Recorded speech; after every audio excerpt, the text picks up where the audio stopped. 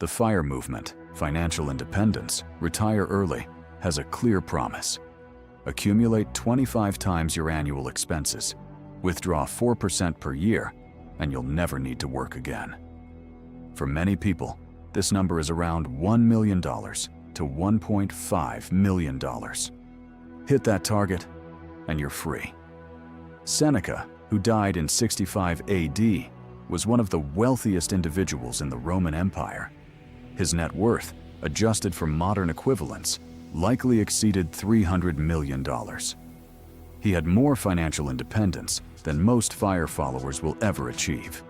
He also wrote, "He who is not satisfied with a little is satisfied with nothing." And he spent his final years arguing that wealth, even enormous wealth, cannot purchase the one thing that actually constitutes freedom. So is FIRE a Stoic goal, or does it misidentify what we're really after? Let's be fair, the FIRE movement gets several things genuinely right, and they overlap significantly with Stoic principles. FIRE demands intentional spending. It requires you to track where your money goes, cut the spending that doesn't align with your values, and live below your means for years, sometimes decades. Epictetus taught the same discipline. Wealth consists not in having great possessions, but in having few wants.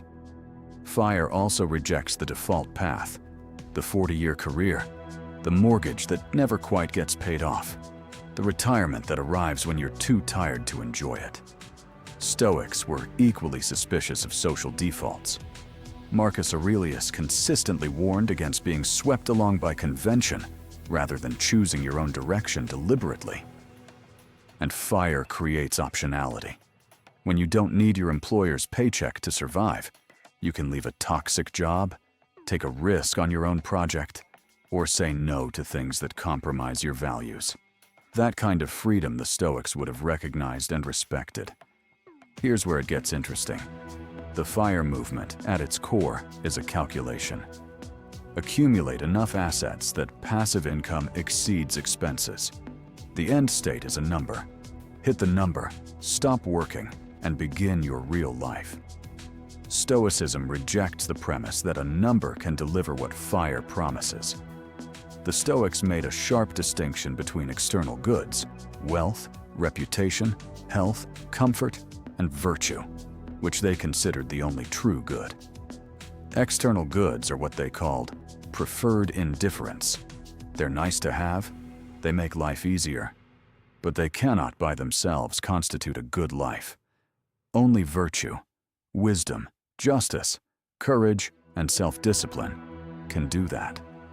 A person with $2 million who lacks purpose is not free.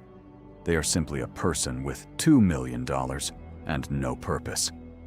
The anxiety that drove them to accumulate doesn't disappear when the balance hits the target. Numerous FIRE community members have documented exactly this. Reaching their number and feeling nothing. The emptiness that follows. Marcus Aurelius wrote, "Very little is needed to make a happy life. It is all within yourself, in your way of thinking." The FIRE movement locates freedom externally, in a portfolio balance. The Stoics located it internally, in the quality of your judgment and the strength of your character. There's a specific psychological trap that aggressive FIRE pursuit can build without you noticing. When retirement becomes your North Star, the singular goal, the present becomes a waiting room. You defer meaning. You tolerate work you despise because the number demands it.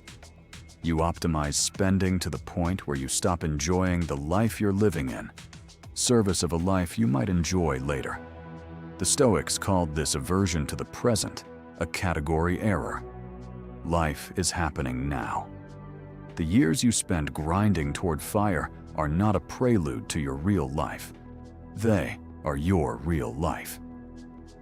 Seneca's most famous essay, On the Shortness of Life, makes this point brutally. Most people don't have short lives. They simply waste them waiting for conditions to be right.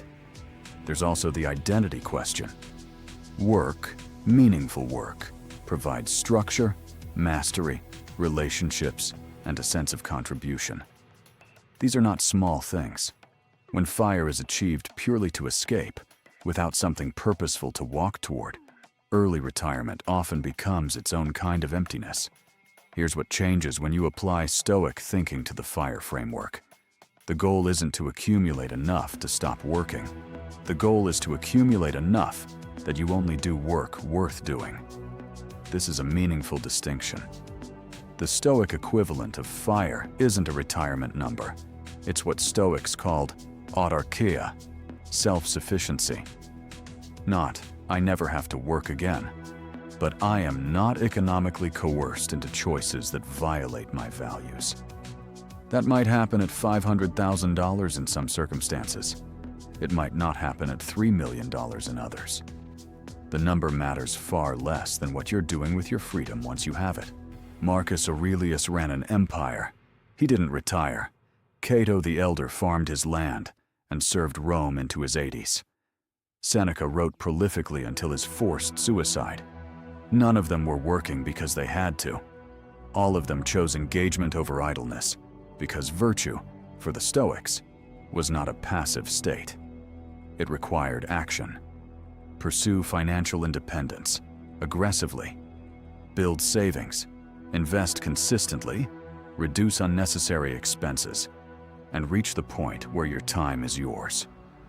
But do it for the right reason. Not to stop, but to choose.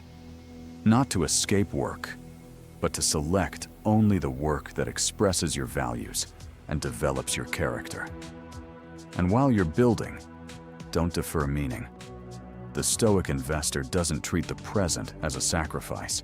They find the virtuous path in the accumulation process itself, the discipline, the delayed gratification, the wisdom in knowing the difference between what you need and what advertising tells you that you want. FIRE is a tool. Like all tools, its value depends entirely on what you're building with it. If this tension between wealth and wisdom is the kind of thing you think about, subscribe. Each week we take the most practical questions in personal finance and ask what the Stoics would actually think, not for the philosophy, but because it consistently leads to better decisions.